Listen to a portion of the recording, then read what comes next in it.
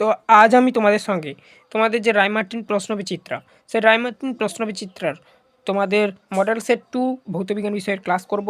তোমরা যারা এবছর 2027-এ মাধ্যমিক পরীক্ষা দেবে, তার আগে তোমাদের দ্বিতীয় পর্যায়ক্রমিক মূল্যায়ন হবে, সেই দ্বিতীয় পর্যায়ক্রমিক মূল্যায়নের, ঠিক আছে। এর আগে আমরা পর্ষদ প্রশ্নপত্র ও মডেল সেট 1 আলোচনা করে দিয়েছি। এবারে আমরা মডেল সেট 2 আলোচনা করব। তার আগে বলে দিই, তোমরা যারা চ্যানেলে নতুন সাবস্ক্রাইব করে নাও, বেল আইকন অপশানে সেভ রাখো। এই পিডিএফটি তোমরা যারা কিনতে চাও অবশ্যই আমাদের কাছ থেকে কম দামে কিনতে পারবে। তার জন্য আমাদের হোয়াটসঅ্যাপ নাম্বারে যোগাযোগ করবে। হোয়াটসঅ্যাপ নাম্বার এই ভিডিওর ডেসক্রিপশানে দেওয়া রয়েছে। এছাড়া আমি স্ক্রিনে দেখো একটা হোয়াটসঅ্যাপ নাম্বার দিয়েছি, ওই নাম্বারটা এই ভিডিওর ডেসক্রিপশানে দেওয়া রয়েছে। অনলি হোয়াটসঅ্যাপ, কোনো কল করবে না। অনেকে পিডিএফ কিনে প্রথম পর্যায়ক্রমিক মূল্যায়নে পড়েছে কম দামে, এবারে দ্বিতীয় পর্যায়ক্রমিক মূল্যায়ন হবে। এটা হচ্ছে দ্বিতীয় পর্যায়ক্রমিক মূল্যায়নের ভৌতবিজ্ঞানের পিডিএফ, 102 পেজ আছে, ঠিক আছে। টোটাল মডেল সেট এবং পর্ষদ প্রশ্নপত্র যা রয়েছে রেডি করা রয়েছে, উত্তর সমেত, প্রশ্ন সমেত এবং উত্তর তার তলায় দেওয়া রয়েছে, দেখবে। আবার কোনোটা এরকমই ছক আকারে দিয়েছি একটু অ্যাট্রাকটিভ করার জন্য। তোমরা চাইলে কিনে বাড়িতে পড়তে পারো। চলো দেখে নাও প্রশ্নের উত্তরগুলো। যারা কিনবে না, তোমরা ফ্রিতে দেখে নাও ক্লাসগুলো এবং খাতাতে উত্তরগুলো লিখে নাও। তার জন্য চ্যানেলটাকে সাবস্ক্রাইব করবে, বেল আইকন অপশানে সেভ রাখবে। তো দেখো, এখানে এসটিপিতে 50 গ্রাম CaCO3কে উত্তপ্ত করায় উৎপন্ন CO2 এর আয়তন 11.2 লিটার। উত্তরটি করবে অপশান এ, 1.1 দাগের প্রশ্ন উত্তর। 1.2 দাগের প্রশ্ন দেখো, কঠিনের দৈর্ঘ্য আয়তন প্রসারণ গুণাঙ্কের অনুপাত 1:3, অর্থাৎ 1:3। 1.3 দাগের প্রশ্ন দেখো, কিলোওয়াট ঘন্টা দ্বারা যে ভৌত রাশি পরিমাপ করা হয় তা হলো তড়িৎ শক্তি, অপশান এ। বিভব, যেটাকে ভি দ্বারা প্রকাশ করা হয়, কার্য, যেটাকে ডব্লিউ দ্বারা প্রকাশ করা হয়, আধান, যেটাকে থিটা দ্বারা প্রকাশ করা হয়, এর মধ্যে সম্পর্ক কী? কিউ সমান সমান W/V, এটা এরকম করবে অপশান ডি উত্তরটা। অ্যানোডে সংগঠিত বিক্রিয়াটি হলো জারণ। অ্যামোনিয়া থেকে নাইট্রিক অ্যাসিড প্রস্তুতি শিল্প পদ্ধতিকে বলে অসয়ালেড পদ্ধতি, অপশান বি করবে উত্তরটি। প্রদত্ত কোন ধাতু সংকরে জিঙ্ক অর্থাৎ Zn বর্তমান পিতল। গ্রুপ বি সংক্ষিপ্ত উত্তর ভিত্তিক প্রশ্নগুলো দেখে নাও উত্তর।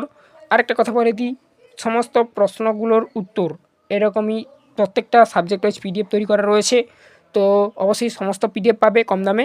আর প্লেলিস্ট রয়েছে এই ভিডিওর ডেসক্রিপশানে। ফ্রিতে যারা ক্লাসগুলো দেখবে, পিডিএফ কিনবে না ভাবছো, তোমরা ফ্রিতে ক্লাসগুলো করে নেবে। একটাই প্লেলিস্টের মধ্যে সমস্ত ক্লাস পাবে, লিঙ্ক এই ভিডিওর ডেসক্রিপশানে দেওয়া রয়েছে। এমনকি এর আগে 2টো ক্লাস, অর্থাৎ পর্ষদ প্রশ্নপত্র আর মডেল সেট 1, সেটার কমপ্লিট ক্লাস, ওই 2টো ক্লাস ওই প্লেলিস্টের মধ্যে রয়েছে। আচ্ছা, 1 প্রশ্ন দেখো, 2 মোল N2 এর সঙ্গে অর্থাৎ নাইট্রোজেন 6 মোল H2 অর্থাৎ হাইড্রোজেন এর বিক্রিয়ায় উৎপন্ন NH3 গ্যাসের মোল সংখ্যা কত? 4 মোল, উত্তর করবে। তারপর দেখো, এখানে এই যে চিহ্নটা, এটা কম্পিউটার বাইনারি সিস্টেম বোঝে, এটা তোমরা কেটে দেবে।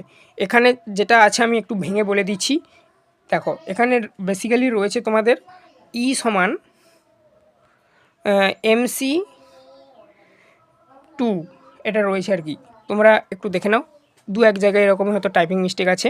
যারা নোটস নিচ্ছে তাদেরকে আমরা পিডিএফে বলে দিচ্ছি কোথায় কোথায় রয়েছে, আমরা একটা লিস্ট দিয়ে দিচ্ছি। টোটাল পিডিএফে মনে হয় 10 থেকে 12 জায়গায় এরকমই সংশোধন আছে আর কি।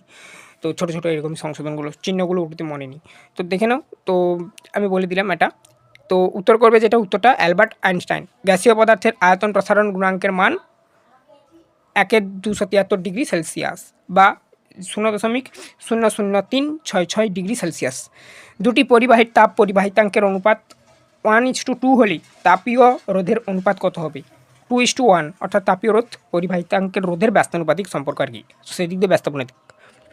তারপর দেখো, অথবা প্রশ্ন, সেন্টিগ্রেড স্কেলের দৈর্ঘ্য প্রসারণ গুণাঙ্ক আলফা সি এবং ফ্যারেনহাইট স্কেলের দৈর্ঘ্য প্রসারণ গুণাঙ্ক আলফা এফ এর মধ্যে সম্পর্ক কী? আলফা এফ সমান 5/9 আলফা সি। তারপর দেখো, ফ্লেমিং এর বামস্তম্ভ নিয়মের তর্জনী দিয়ে কিসের অভিমুখ বোঝানো হয়? লেফট হ্যান্ড রুল, যেটা আর কি, চৌম্বক ক্ষেত্রের অভিমুখ বোঝানো হয়। তড়িৎচালক বল মাপা হয় কোন যন্ত্রের সাহায্যে? পটেনশিওমিটারের সাহায্যে। অথবা প্রশ্ন দেখো, সত্য না মিথ্যা লেখো। বৈদ্যুতিক হিটারে ব্যবহৃত নাইক্রোমের তারের রোধ গলনাঙ্ক খুব কম হওয়া উচিত, এটা মিথ্যা।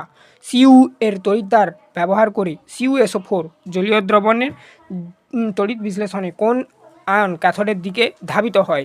Cu2+ ion. তারপরে দেখো পরবর্তী প্রশ্ন, গোল্ড প্লেটিং এর জন্য প্রয়োজনীয় তড়িৎ বিশ্লেষ্য পদার্থটির নাম লেখো। পটাশিয়াম আয়নোসায়ানাইড, ঠিক আছে, KAuCN এর হোল2, LCl3 এর জলীয় দ্রবণের অ্যামোনিয়ার জলীয় দ্রবণ যোগ করলে যে অধক্ষেপণ পড়ে তার সংকেত লেখো।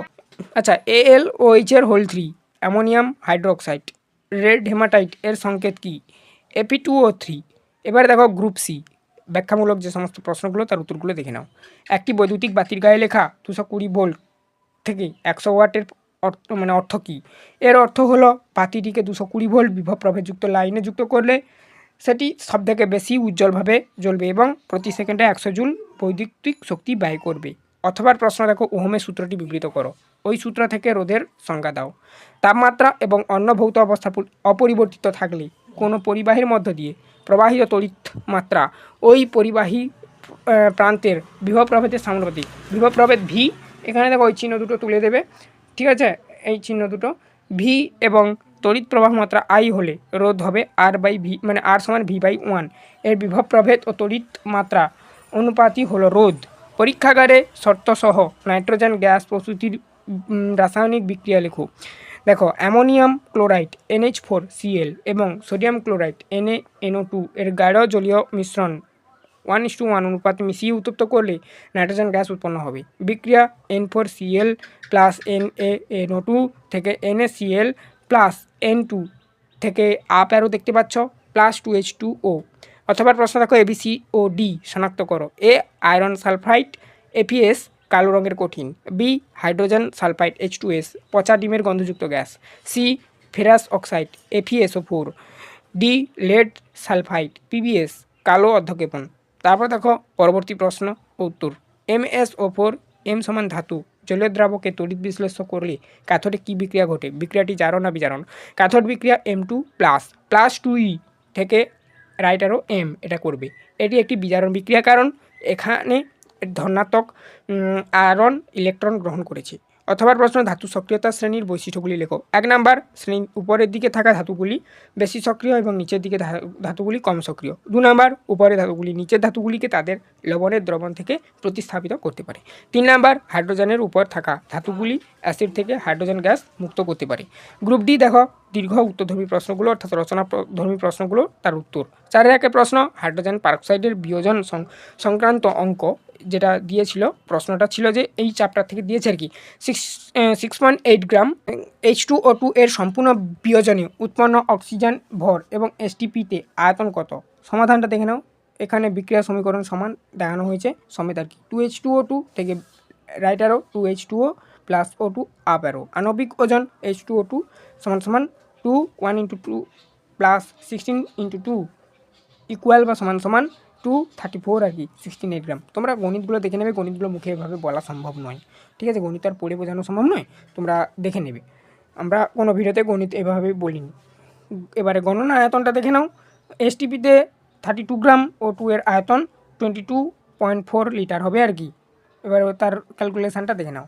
অথবা প্রশ্ন, ধাতব কার্বনেটের অঙ্ক থেকে দেওয়া হয়েছে 200 গ্রাম ধাতব কার্বনেট উত্তপ্ত করলে 112 গ্রাম ধাতব অক্সাইড ও একটি গ্যাসীয় যৌগ বাষ্প ঘনত্ব 22 গ্রাম উৎপন্ন হয়। কত মোল গ্যাসীয় যৌগ উৎপন্ন হবে?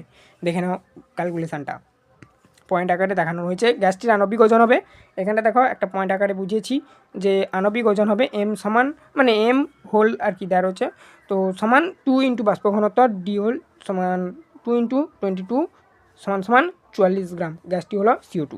তারপর দেখো মোল সংখ্যা নির্ণয়টা দেখানো হয়েছে। পরবর্তী প্রশ্ন, পিতল ও লোহার দ্বিধাতব পাত অর্থাৎ বায়োটালিক স্ট্রিপ যেটাকে বলা হয় আর কি, পিতল ও লোহার ধাতব পাতকে উত্তপ্ত শীতল করা হলে কি পরিবর্তন হবে এবং কেন হবে? এই টপিক থেকে এই প্রশ্নটা দেওয়া হয়েছে, টপিকটা আমি উল্লেখ করে দিয়েছি তোমাদের বোঝার সুবিধার্থে। উত্তর কি লিখবে? পিতলের দৈর্ঘ্য প্রসারণ গুণাঙ্ক লোহার চেয়ে বেশি, অর্থাৎ একই উষ্ণতা বৃদ্ধিতে পিতল লোহার চেয়ে বেশি প্রসারিত হয় এবং উষ্ণতা হ্রাসে বেশি সংকুচিত হয়। উত্তপ্ত করলে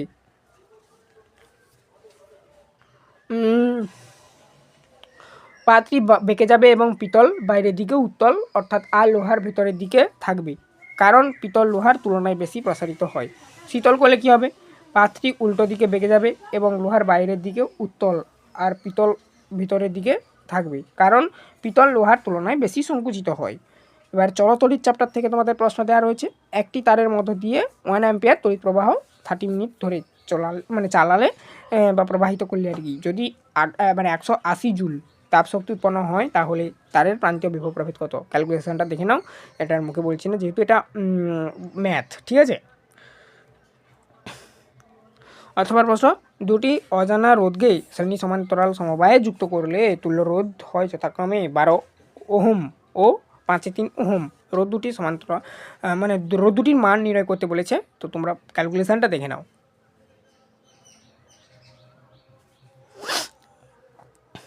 চ্যানেলে নতুন থাকলে সাবস্ক্রাইব করো, বেল আইকন অপশানে সেভ রাখো, ঠিক আছে। এবারে দেখো গৃহবর্তনীয় এমসিবি থেকে এই চ্যাপ্টার থেকে মানে এই টপিক থেকে আর কি পড়াটা থেকে প্রশ্নগুলো দিয়েছে। গৃহবর্তনীতে বৈদ্যুতিক যন্ত্রগুলি সমান্তরাল সমবায়ে যুক্ত থাকে কেন? ভেরি ভেরি ইম্পর্টেন্ট প্রশ্ন। এমসিবি কি? উত্তর লিখবে সমান্তরাল সমবায়ে প্রতিটি যন্ত্র দুই প্রান্ত সমানভাবে থাকে, ফলে প্রতিটি যন্ত্র পূর্ণ ক্ষমতায় কাজ করতে পারে। এছাড়া একটি সুইচ বন্ধ করলে অন্য যন্ত্রগুলো সচল থাকে। এমসিবি এর পুরো নাম হচ্ছে যে মিনিয়েচার ক্রিকুইট ব্রেকার, ঠিক আছে। এটি একটি স্বয়ংক্রিয় তড়িৎ সুইচ যা বর্তনীর অতিরিক্ত তড়িৎ প্রবাহ অর্থাৎ ওভারলোড বা শর্ট সার্কিট হলে তড়িৎ সংযোগ বিচ্ছিন্ন করে দেয়। অর্থাৎ সাদা রঙের হয়, এটা মনে রাখবে, মিটার বক্সের গায়ে লাগানো থাকে। এবারে দেখো অ্যালুমিনিয়াম নিষ্কাশন, এই টপিক থেকে প্রশ্ন দিয়েছে। তড়িৎ বিশ্লেষণ পদ্ধতিতে অ্যালুমিনিয়ামের নিষ্কাশন সময়ে অ্যালুমিনিয়ামের সঙ্গে কী কী মেশানো হয়? এক্ষেত্রে ক্যাথোড ও অ্যানোডের হিসাবে কী কী ব্যবহৃত হয়? বিক্রিয়া সহ উত্তর দাও। দেখে নাও, মিশ্রণ বিশুদ্ধ অ্যালুমিনিয়াম সঙ্গে ক্যাওলাইট অর্থাৎ Na3Al6 এবং ফ্লুরোস্পেয়ার CaF2 মেশানো হয় গলনাঙ্ক কমানোর জন্য আর কি। ক্যাথোডে গ্যাস কার্বন ও বা গ্রাফাইট আস্তরণ মেশানো হয়, অ্যানোডে গ্রাফাইট দণ্ড থাকে। বিক্রিয়াটা দেখে নাও, Al3++3E- রাইটারও Al ধাতব অ্যালুমিনিয়াম, অ্যানোডে 2O2 -4E- রাইটারও O2 up arrow. Nitric acid প্রস্তুতি অর্থাৎ আসোয়াল্ট পদ্ধতি, এই টপিকটার থেকে প্রশ্ন দিয়েছে। দেখো, অ্যামোনিয়াম জারণ দ্বারা নাইট্রিক অ্যাসিড প্রস্তুতির ধাপগুলি শর্ত ও সমীকরণ লেখো। লাইকার অ্যামোনিয়া কি? দেখে নাও। ধাপ 1, অ্যামোনিয়া ও বায়ুর মিশ্রণকে 700 ডিগ্রি থেকে 900 ডিগ্রি সেলসিয়াস উষ্ণতায় প্ল্যাটিনাম রেডিয়াস তার জালির ওপর দিয়ে পাঠালে NO উৎপন্ন হয়। এবারে দেখো 4 এই মানে NH3+5O2। এবারে দেখো রাইটারও 4NO প্লাস 6H2O প্লাস তাপ। এবারে ধাপ 2 দেখে নাও, NO বায়ু অক্সিজেন জারিত হয়ে NO2 উৎপন্ন হয়, 2NO প্লাস O2 রাইটারও 2NO2। ধাপ 3, NO2 জল ও বায়ুর সাথে মিশে HNO3 উৎপন্ন করে, 4NO2 plus 2H2O plus O2 রাইটারও 4HNO3। তারপর দেখো লাইকার অ্যামোনিয়া 0.44 আপেক্ষিক গুরুত্ব বিশিষ্ট অ্যামোনিয়ার সম্পৃক্তক জলীয় দ্রবণকে লাইকার অ্যামোনিয়া বলে। এতে প্রায় 35% অর্থাৎ 35% আর কি, 100 গ্রামে 35% তো অ্যামোনিয়া থাকে। অথবা প্রশ্ন একটা ছিল পরীক্ষাগারে H2S প্রস্তুতিতে গাঢ় H2SO4 ব্যবহার করা হয় না কেন? উত্তর লিখবে গাঢ় H2SO4 একটি তীব্র জারক দ্রব্য। এটি উৎপন্ন H2Sকে জারিত করে সালফারে পরিণত করে, নিজে SO2 বিজারিত হয়, তাই এটি ব্যবহার করা যায় না। বিক্রিয়া H2S প্লাস H2SO4 গাঢ়। তারপরে দেখো রাইটারও S+SO2 প্লাস 2H2O। এই ছিল টোটাল তোমাদের মডেল সেট 2 এর সমস্ত প্রশ্ন, তার উত্তর। তোমরা PDF কিনে বাড়িতে পড়তে পারো। এই PDF-এ যেখানে যেখানে ভুল ছিল আমি সংশোধন করে দিয়েছি। যারা নিচ্ছে তাদেরকেও আমরা হোয়াটসঅ্যাপে একটু বলে দিচ্ছি, ওই চিহ্নগুলো 2-1 জায়গায় থেকে গিয়েছে, আমরা দেখিয়ে দিলাম। তো অবশ্যই কম দামে কিনতে পারবে। চ্যানেলে নতুন থাকলে সাবস্ক্রাইব করো, বেল আইকন অপশানে সেভ রাখো। আমাদের কাছে অল সাবজেক্টের PDF অ্যাভেলেবেল হবে, শুধু গণিত বাদে। গণিত প্র্যাকটিস করতে হয়, তোমরা জানো। আর যারা শুধু সাবজেক্ট ওয়াইজ PDF নেবে, অর্থাৎ কেউ ধরো শুধু ভূগোলটা নেবে, বা কেউ ধরো শুধু ইংলিশটা নেবে, বা কেউ ধরো শুধু বাংলাটা নেবে, এরকমও ব্যবস্থা রয়েছে। তো চাইলে হোয়াটসঅ্যাপে যোগাযোগ করতে পারো। হোয়াটসঅ্যাপ নাম্বার এই ভিডিওর ডেসক্রিপশানে দেওয়া রয়েছে। আর চ্যানেলে নতুন থাকলে সাবস্ক্রাইব করো। ফেসবুক পেজ থেকে যারা দেখছো অবশ্যই ফেসবুক পেজটাকে ফলো করে নিও। অবশ্যই তোমাদের সব জায়গায় ক্লাস আপলোড হবে ফ্রিতে, যারা কিনবে না ভাবছো।